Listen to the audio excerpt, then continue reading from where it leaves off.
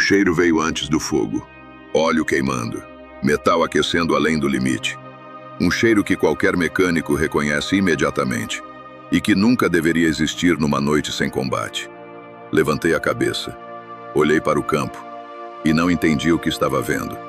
As silhuetas dos Panther recortadas contra o laranja. Não o laranja de um amanhecer, o laranja de chamas saindo de dentro dos cascos, de dentro dos motores, sem que ninguém tivesse atirado uma única vez. Corri. Todo mundo correu. Não por bravura, por instinto. Mas não havia o que fazer. Eram os tanques mais modernos que a Alemanha tinha construído. Eram o argumento central de toda a operação que começaria em 16 horas. E eles estavam pegando fogo sozinhos, no meio de um campo escuro na Ucrânia, por uma falha que alguém numa fábrica em Nuremberg tinha decidido que podia esperar. Era a noite de 4 de julho de 1943, e Kursk já estava perdida. Eu era mecânico numa divisão Panzer. Naquela noite eu estava lá. Não nos mapas, não nos gabinetes. No campo, com as mãos, com o calor batendo no rosto quando você se aproximava demais. Um Panther em chamas não se apaga com o que a gente tinha disponível em campo. O compartimento do motor era uma armadilha térmica. Quando o sistema de arrefecimento falhava, e estava falhando, o fogo se alimentava por dentro antes que qualquer pessoa pudesse chegar perto o suficiente para fazer alguma coisa. Vi um suboficial tentar subir no casco de um que ainda não tinha pegado fogo. Ele tinha uma lanterna na mão. Inspecionava alguma coisa na escotilha do motor. Não sei o nome dele. Não sei se ele sobreviveu à semana seguinte. Só lembro que alguém gritou para ele descer. Que se aquele motor falhasse igual aos outros, ele podia ficar preso em cima quando começasse o incêndio. Ele desceu. O tanque pegou fogo 3 horas depois. Trabalhei em oficinas de campanha por 2 anos, antes daquela noite. Sabia distinguir uma falha mecânica por desgaste de uma falha mecânica por projeto. O que estava vendo não era desgaste, era projeto. Era a consequência de um tanque que tinha saído da linha de produção antes de estar pronto, porque o cronograma da guerra não espera a engenharia terminar o trabalho. Os oficiais conversavam em voz baixa entre si. Os mecânicos preenchiam relatórios que ninguém ia ler antes do amanhecer. E os Panther continuavam pegando fogo, um depois do outro, na escuridão daquele campo ucraniano. Ninguém falava o que todo mundo estava pensando. O que vi naquela noite não me surpreendeu completamente. E essa era a parte mais difícil de processar. Semanas antes, quando os Panther chegaram ao fronte em junho, os mecânicos das unidades que os receberam, eu entre eles, escrevemos relatórios. Relatórios detalhados, com datas, com descrições técnicas precisas, com a linguagem específica de quem quer que uma decisão seja tomada, com base no que está documentando. As falhas que encontramos não eram pequenas. Incêndios espontâneos no compartimento do motor por projeto deficiente do sistema de arrefecimento. Vazamentos nos sistemas hidráulicos da torre que deixavam os canhões travados em posições aleatórias. Caixas de câmbio que bloqueavam sob a tensão das curvas em terreno duro. Um tanque de 45 toneladas com a caixa de câmbio travada num campo de batalha não é um tanque. É um bunker de aço imóvel que o inimigo pode destruir quando quiser. No final de um desses relatórios, um mecânico, não vou dizer quem, escreveu uma frase que não era uma conclusão técnica. Era mais próxima de um pedido de socorro. Solicita-se avaliação urgente da viabilidade operacional do sistema antes do início das operações. Ninguém respondeu. Ou se alguém respondeu, a resposta não chegou a tempo de mudar nada. Vi um oficial pegar a pasta com aqueles relatórios, folhear por alguns segundos e guardar com a velocidade de quem não quer que um papel inconveniente chegue ao nível errado da cadeia de comando. Os Panther foram para o fronte do mesmo jeito. E naquela noite, olhando o fogo, entendi que os relatórios nunca tinham sido o problema. O problema era que ninguém lá em cima queria que a realidade atrapalhasse o plano. O que vou contar não é a história de Kursk que está nos livros. Essa história tem mapas com setas, tem nomes de generais, tem contagem de tanques destruídos e linhas defensivas que resistiram ou cederam. É uma história correta nos dados. Mas os dados não explicam o que eu vi. O que eu vi, debaixo do campo, com as mãos sujas de óleo, foi a diferença entre o que o comando alemão acreditava que tinha e o que realmente tinha. E essa diferença não começou em 5 de julho de 1943, quando os motores ligaram e os tanques avançaram em direção às linhas soviéticas. Começou meses antes, numa fábrica, num gabinete, numa reunião onde alguém decidiu que a arma perfeita valia mais do que o tempo que custava esperar por ela. Esta é a história de como se perde uma batalha antes de ela começar. E é também a história de algo que entendi naquela noite, olhando o fogo, que levei décadas para conseguir colocar em palavras. Existe um momento, em toda a operação, em que os erros cometidos antes não podem mais ser corrigidos por nenhuma decisão tomada depois. Kursk chegou a esse momento antes do amanhecer de 5 de julho. Para entender o que aconteceu naquela noite, é preciso entender por que aqueles tanques estavam ali e em que condições tinham chegado. A Operação Cidadela. Esse era o nome que o alto comando tinha dado ao ataque sobre o saliência de Kursk. Vinha sendo adiada há meses. Na época eu não sabia o nome oficial. Sabia que algo grande estava sendo preparado. Sabia pelo volume de material chegando, pelo tipo de unidades que se concentravam, pela tensão que você sente quando alguma coisa enorme está prestes a acontecer. A primeira data prevista era maio de 1943. Depois junho. Finalmente julho. Naquele momento não entendíamos completamente o porquê. Entendi com os anos. Cada semana de espera tinha uma justificativa oficial. Precisamos de mais Panther, mais Tiger, mais Ferdinand. A acumulação de material era, na lógica do alto comando, uma acumulação de certeza. Mais tanques significava mais força de ataque. Mais força de ataque significava maior probabilidade de romper as linhas soviéticas. O problema era o que essa lógica ignorava. Eu vi do meu lugar. Vi os Panther chegarem em junho, com tão pouco tempo para os ciclos de manutenção, que os mecânicos das unidades que os receberam não dormiam. Não por disciplina, por medo. Porque sabíamos o que significava mandar aqueles veículos para o combate naquele estado. 250 Panther para a operação. Metade com alguma falha mecânica documentada antes de um único canhão soviético abrir fogo. Na época senti como uma injustiça, como uma negligência de alguém muito acima de nós, que não entendia o que víamos todos os dias. Com os anos entendi que era algo pior do que negligência. Era uma decisão. Enquanto nós perdíamos semanas tentando colocar em condições máquinas que não deveriam ter saído da fábrica, o outro lado não estava parado. Naquele momento eu não sabia os detalhes. Fui conhecendo depois, com os anos, com os documentos que foram sendo revelados, com os relatos de quem esteve do lado soviético. O que construíram nos meses em que a Alemanha esperava não foi uma linha defensiva, foi uma máquina. Zhukov e Vasilevsky projetaram algo com uma lógica brutal na sua simplicidade. O ataque alemão teria combustível limitado, munição limitada e capacidade de reposição de perdas limitada. O objetivo da defesa não era deter o ataque na primeira linha, era deixá-lo entrar, deixá-lo se consumir em cada linha sucessiva. Garantir que quando chegasse a terceira ou quarta linha defensiva, já não tivesse mais nada. Os números que instalaram no terreno não tinham precedente em nenhuma operação defensiva da Segunda Guerra. Entre 100 e 2.000 minas por quilômetro de frente nos setores de maior densidade. Mas o que entendi muito depois, o que os livros demoraram para explicar bem, é que aquelas minas não eram uma barreira. Eram um sistema de guia. Determinavam por onde os tanques alemães podiam avançar. E, portanto, onde estariam quando os canhões antitanque abrissem fogo. Cada quilômetro de frente tinha entre 20 e 25 canhões antitanque, em posições escalonadas em profundidade. Mais os canhões nos T-34 e nos caça-carros Su-85, operando de posições camufladas. Quando entendi isso, anos depois, fiquei um tempo sem conseguir dizer nada. Enquanto nós arquivávamos relatórios sobre tanques que pegavam fogo sozinhos, eles estavam calculando exatamente onde íamos estar quando o fogo começasse. Em 5 de julho de 1943, ao amanhecer, os motores que não tinham pegado fogo ligaram. O ataque começou. Eu não estava na primeira linha. Mecânicos não ficam na primeira linha.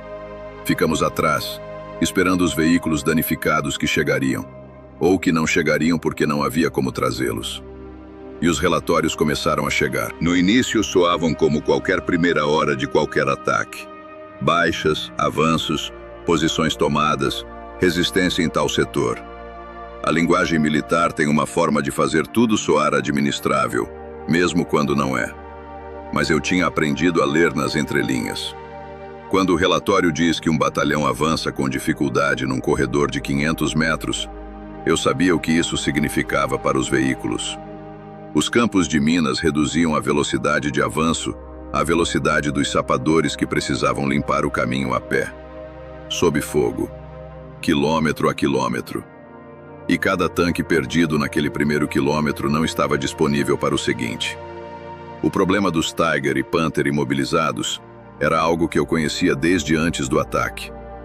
Os veículos de recuperação que tínhamos foram projetados para o Panzer III e o Panzer IV, que pesavam entre 20 e 25 toneladas. O Tiger pesava 56, o Panther 45. Para recuperar um Tiger imobilizado sob fogo inimigo, você precisava, em teoria, de 2 ou 3 veículos de recuperação trabalhando em paralelo. Na prática, isso significava expor outros veículos ao fogo na mesma área onde o tanque original já tinha sido atingido. Vi esse cálculo ser feito em tempo real, várias vezes, durante aqueles dias. O resultado era sempre o mesmo. O Tiger ficava no campo. Toda vez que isso acontecia, sentia algo no estômago que não era exatamente medo. Era a confirmação de algo que eu já sabia, mas que esperava estar errado. No final da primeira semana, as oficinas de campanha onde eu trabalhava estavam saturadas. Essa palavra não transmite o que realmente significava.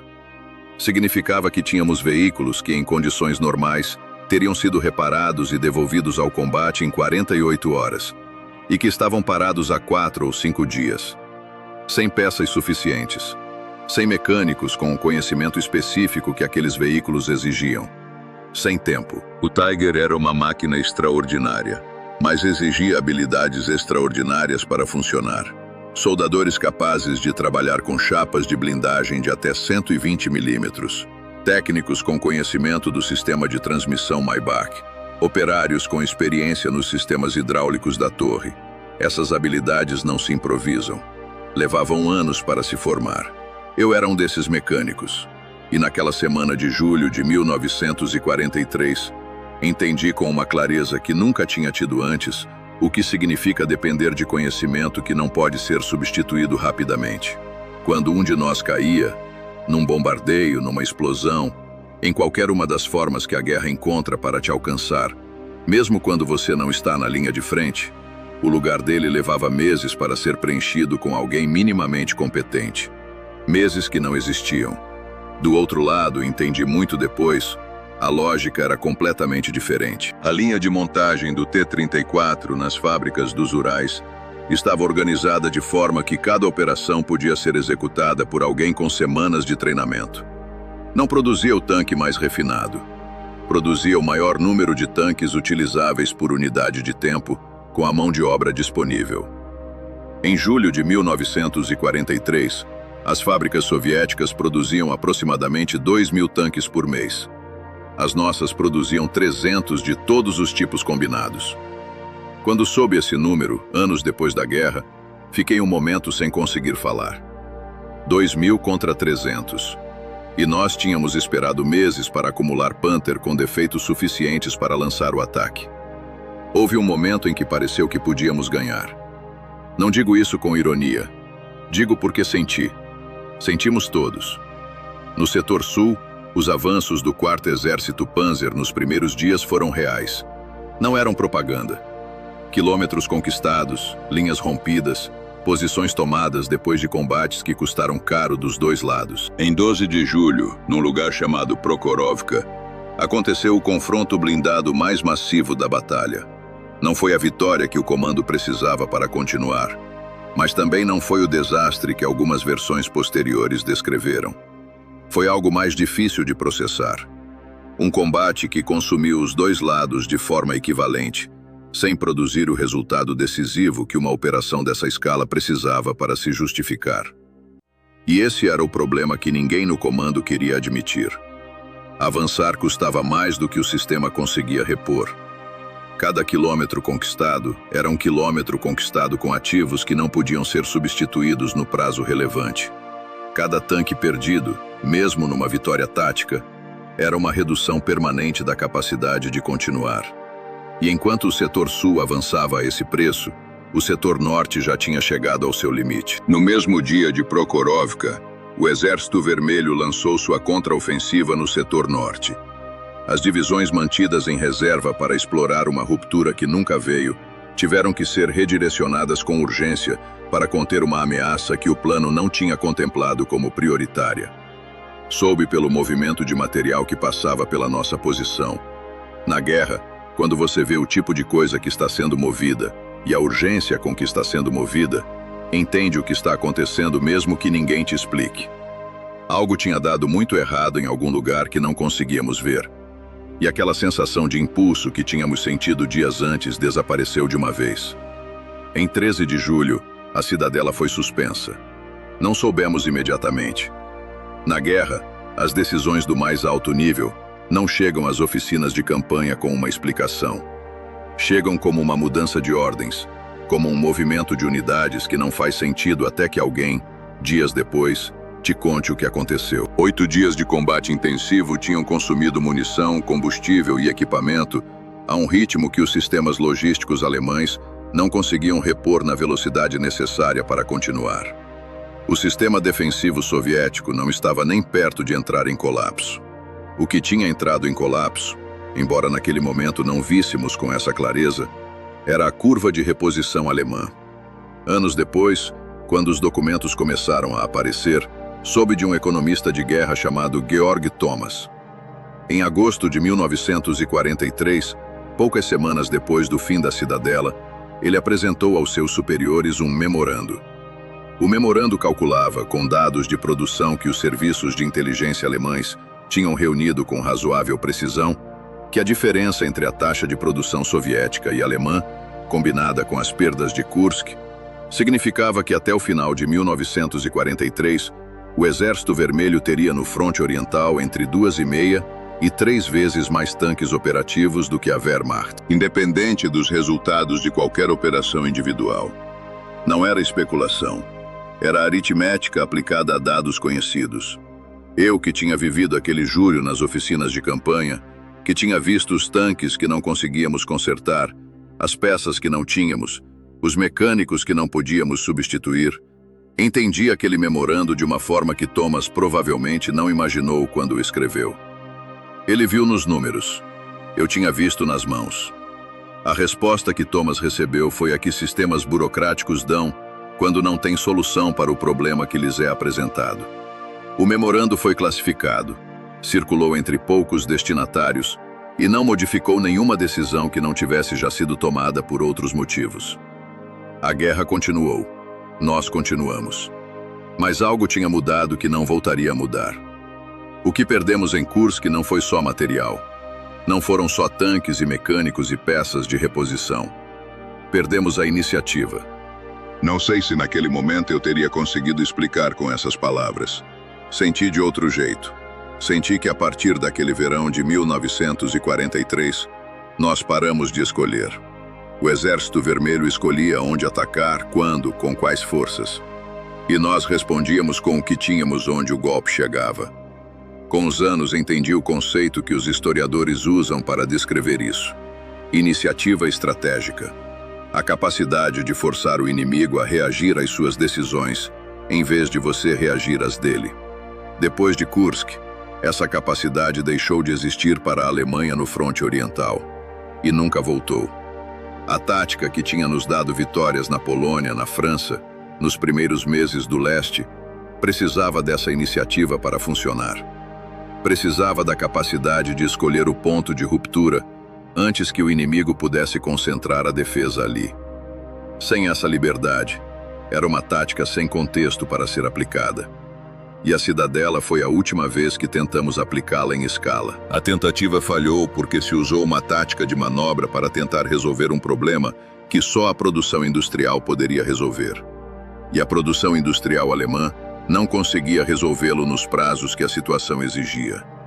A espera pelo Panther perfeito consumiu o tempo em que um ataque com o Panzer IV suficiente poderia ter encontrado um sistema defensivo soviético menos preparado. Eu vi de baixo. Vi os Panthers chegar ao fronte com as falhas que documentamos nos nossos relatórios. Vi como esses relatórios desapareciam em pastas.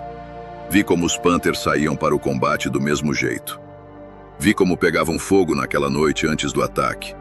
E vi como ninguém, em nenhum nível que eu pudesse observar, tirou a conclusão correta do que estava vendo.